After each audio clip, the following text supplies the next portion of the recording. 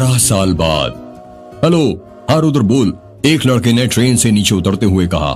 पीयूष कहाँ तक पहुंचे तुम लोग? रुद्र हम लोग गोंदिया स्टेशन पर पहुंच चुके हैं और यहाँ अनाउंसमेंट हो रही है, चावल नगरी में आपका स्वागत है। हाँ भाई वो तो होगी, आखिर हमारा गोंदिया चावल नगरी के लिए ही तो प्रसिद्ध है। हाँ देखते हैं कैसे चावल मिलते हैं तुम्हारे यहाँ। चल अब ये छोड़, ये बता अर्जुन, समीर और अनन्या सब तेरे साथ ही है ना? हाँ भाई हम सब साथ में ही हैं। तो सुन, तुम लोगों के लिए मैंने जिप्सी भेज दी है, राम काका आते ही होंगे तुम्हें लेने के लिए। उन्हीं के साथ यहाँ बलमा टोला तक आना है, अकेले गलती से ही मत आना। उनकी फोटो मैंने तुम्हें व्हाट्सएप पर भेज दी है, उन्होंने गले में लाल रंग का गमछा और धोती पहनी होगी। हाँ दूल्हे राजा, तुम तो ऐसे बोल रहे हो जैसे यदि हम लोग अकेले आएंगे तो कोई चुड़ैल हमें पकड़ लेगी। पीयूष की बात सुनकर रुद्र चुप हो जाता है। और एक बात बता, जब तुझे हमारी इतनी फिक्र हो रही है तो तू हमें खुद लेने क्यों नहीं आया? पीयूष ने कहा। यार पीयूष, मैं यहाँ इतना बिजी हूँ कि क्या बताऊं। तुझे तो पता ही है मेरी शादी की तैयारी मुझे खुद करनी पड़ रही है। पापा तो अब इस दुनिया में है नहीं, दादाजी को लकवा हुआ है और मम्मी सारे काम अकेले संभाल नहीं सकती। हाँ भाई ठीक है, चलो मैं रखता हूँ, मुझे राम काका दिख गए हैं। हाँ ठीक है, फिर मिलकर बात करते हैं। इतना कहकर रुद्र ने फोन काट दिया। रुद्र बलमा टोला गांव के सरपंच तेज बहादुर का बेटा है।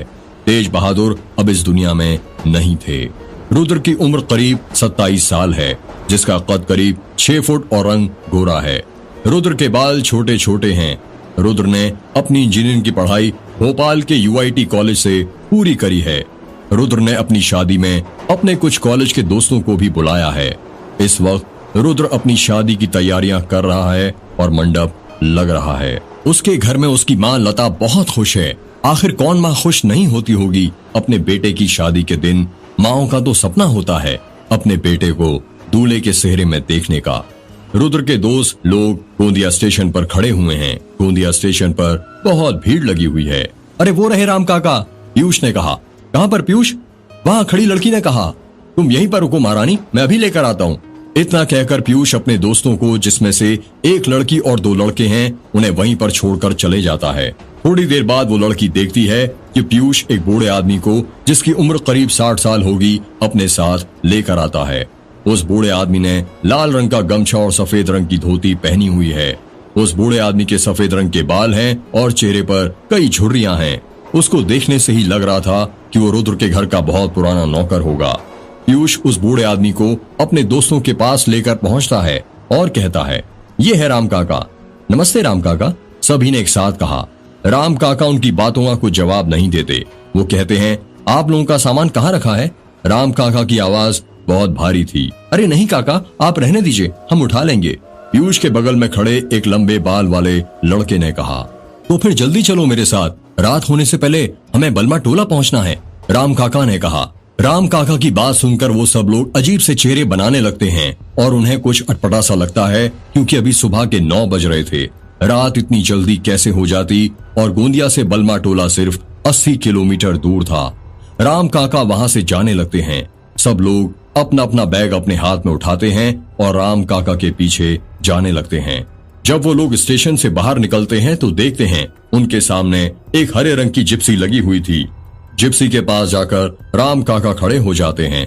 जल्दी से आप सभी लोग इसमें बैठ जाइए, राम काका ने कहा। आप चलाएंगे जिप्सी? वहां खड़ी लड़की ने मुंह फाड़ते हुए कहा। हम सही सलामत तो पहुंच जाएंगे ना? पीयूष ने मजाक करते हुए कहा। वो तो ऊपर वाला ही बता सकता है, राम काका ने कहा। राम काका की बात सुनकर वहां पर खड़े एक लंबे बाल वाला लड़का हंसने लगता है और कहता है, आप मजाक बहुत अच्छा कर लेते हैं काका। देखो भाई, मैं तो राम काका के साथ आगे बैठूंगा। पीयूष ने जिप्सी की आगे वाली सीट पर बैठते हुए कहा। 2 लड़के और एक लड़की पीछे वाली सीट पर जाकर बैठ जाते हैं। राम काका जिप्सी में बैठते हैं और जिप्सी स्टार्ट करने लग जाते हैं। रुद्र के दोस्त लोग जिप्सी में बैठकर राम काका के साथ बलमा टोला जा रहे थे। वो लोग रास्ते में ही थे कि तभी पीयूष ने कहा, आपके गांव में कोई रेस्टोरेंट है क्या? राम काका कोई जवाब नहीं देते। पीयूष फिर पूछता है, क्या आपके गांव में कोई अंग्रेजी शराब की दुकान है? राम काका फिर कोई जवाब नहीं देते। पीयूष की बात सुनकर उसके दोस्त लोग उस पर हंसने लग जाते हैं। मैंने सुना है कि 18 साल पहले बलमा टोला गांव के पास एक गांव था जिसका नाम था मेघ। वहां पर एक औरत को जिंदा जला दिया गया था, क्या ये सच है? पीछे बैठे हुए लंबे बाल वाले लड़के ने कहा, हाँ ये सच है। राम काका ने धीरे से कहा, फिर तो उसकी आत्मा भटक रही होगी उस गांव में। पीयूष ने हंसते हुए कहा, हाँ भटक रही है। राम काका ने गंभीर स्वर में कहा। काका की बात सुनकर पीयूष शांत हो जाता है। क्या आप हमें मेघ गांव और उस औरत के बारे में कुछ बता सकते हैं? लंबे बाल वाले लड़के ने कहा। काका जिप्सी चलाते हुए कहते हैं, आज से 18 साल पहले बलमा टोला, दास गांव और मेघ गांव के सरपंचों और उनके कुछ साथियों ने मिलकर मेघ गांव की एक औरत को बरगद के पेड़ से बांधकर जिंदा जला दिया गया था। उस औरत के मरने के अगले ही दिन से मेघ गांव की काया बदलना शुरू हो गई। बिरजू नाम का एक आदमी जो मेघ गांव का रहने वाला था, कहते हैं कि एक रात जब वो अपने खेत में था तो उसने एक औरत को लाल रंग की साड़ी में उसके खेत में भटकते हुए देखा। उसने धीरे धीरे अपने कदम आगे बढ़ाए और उस औरत की तरफ जाने लग गया। उस औरत का चेहरा उसे नहीं दिख रहा था। बिरजू तेज तेज अपने कदम बढ़ाने लग गया। खेत में गेहूं की फसल लगी थी जिसकी कटाई होनी बाकी थी। बिरजू खेत के बीचों बीच से गुजर रहा था, जिस कारण उसके और गेहूं की फसल के टकराने की आवाज सुनाई दे रही थी। जब वो उस औरत के पास पहुंचा तो उसने देखा वो औरत अचानक वहां से गायब हो जाती है। ये देखकर बिरजू का सर चकरा जाता है। बिरजू खेतों के बीचों बीच खड़ा था। दूर दूर तक अंधेरा नजर आ रहा था और अंधेरे में थी गेहूं की फसलें। बिरजू की सांसें फूलने लग गईं। वो सोचने लगा, वो औरत कहाँ गायब हो गई? अभी थोड़ी देर पहले तो यहीं पर खड़ी थी। वो ये सोच ही रहा था कि तभी उसे किसी चीज के जलने की गंध आने लग गई। जब उसने धीरे से पीछे मुड़कर देखा तो खेत के कोने से आग लगना शुरू हो गई थी। और फिर जब उसने सामने देखा तो उसके आग की फसलों में भी आग लग रही थी। देखते ही देखते उसके चारों तरफ अपने आप आग लग जाती है। बिरजू के पास भागने का कोई रास्ता नहीं था। वो चारों तरफ से फंस गया था। गांव वालों ने जब अपनी फसल जलने की आग देखी तो वो दौड़ते हुए आए। सारा गांव इकट्ठा हो गया। उस आग में उन्होंने सिर्फ बिरजू के जलने की चीखों की आवाज सुनी। गांव वालों ने बहुत कोशिश की आग बुझाने की, पर नहीं बुझा पाए। उस रात के बाद से बिरजू को किसी ने नहीं देखा। लोगों का कहना है कि फसलों के साथ बिरजू भी जलकर खाक हो गया था। जो गांव सबसे ज्यादा खेती के लिए जाना जाता था, उस गांव की फसलों में रातों रात पूरी आग लग गई थी। एक भी ऐसी फसल नहीं बची थी जिसमें आग ना लगी हो। सारे खेत जलकर राख हो गए थे। किसी को समझ नहीं आ रहा था कि ऐसा कैसे हुआ। सबके खेतों में एक साथ आग कैसे लगी? सबका मानना था कि ये काम उस औरत की आत्मा ने किया है। बिरजू की मौत के एक हफ्ते के बाद एक औरत अपने हाथों में मिट्टी का घड़ा पकड़े हुए कुएं के पास जाती है। वो कुएं के पास रखी बाल्टी को कुएं के अंदर डालती है। घिरनी के गोल गोल घूमने की आवाज सुनाई देती है और फिर टब से बाल्टी गिरने की आवाज सुनाई देती है। जब बाल्टी पानी से भर जाती है तो वो औरत वो पानी ऊपर खींचती है। बाल्टी ऊपर खींचते वक्त पानी की कुछ बूंदें बाल्टी में से कुएं के अंदर गिर जाती हैं। जब वो औरत वो बाल्टी ऊपर खींच लेती है तो वो देखती है कि उस बाल्टी का पानी काला था। उसको लगा शायद इस कुएं का पानी खराब हो गया है। फिर वो दूसरे कुएं के पास चली गई। जब उसने उस कुएं में से पानी खींचा तो उस कुएं का पानी भी काला निकला। उसके कुछ समझ में नहीं आ रहा था कि ऐसा कैसे हो रहा है।